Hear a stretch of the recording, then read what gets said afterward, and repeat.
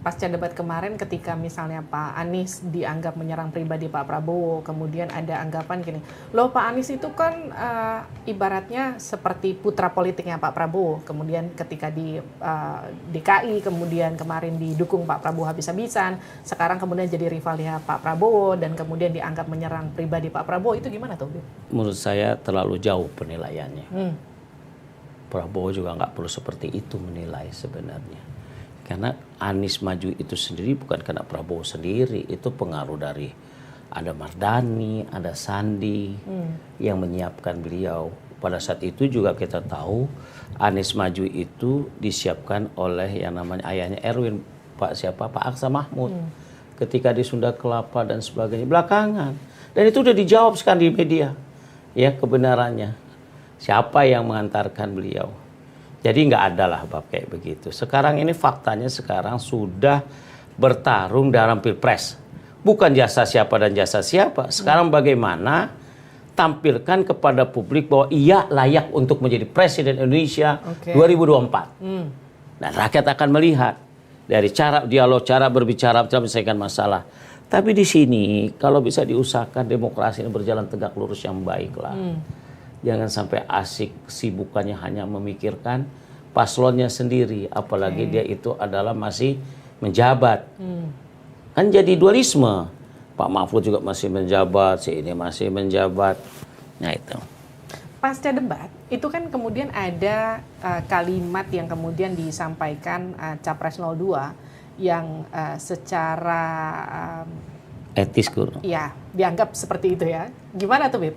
Itu akankah kemudian berujung pelaporan balik dari Timnas Amin atau dibiarin aja? Buat kita, buat Amin hal-hal kayak begitu kita anggap rakyat yang akan menilai.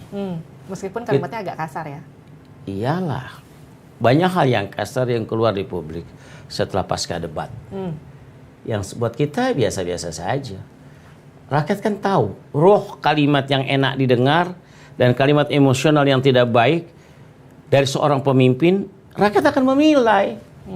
Netizen itu sendiri yang akan nanti bersikap.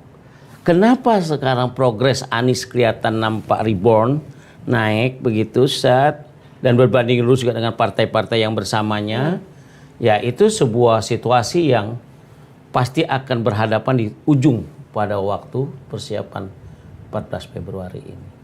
Tinggal nggak sampai 30 hari loh. Iya, karena kalau kita bicara soal waktu, debat aja udah tinggal 2 kali lagi. Ya.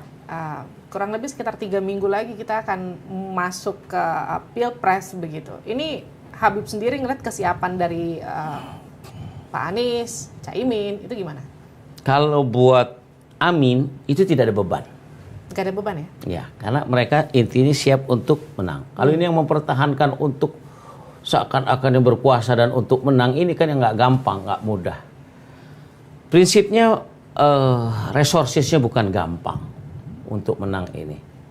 Tapi rakyat kok bahu-membahu. Bayangkan aja, relawan itu hampir 10.000 relawan lembaganya. Hampir 1.000 relawan.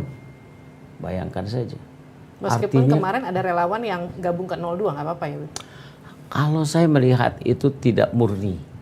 Itu modifikasi. Nah, apa yang dimodif, Bib? Bisa jadi disiapkan, dirancang kayak begitu. Ada juga PKS yang pindah langsung ke Prabowo.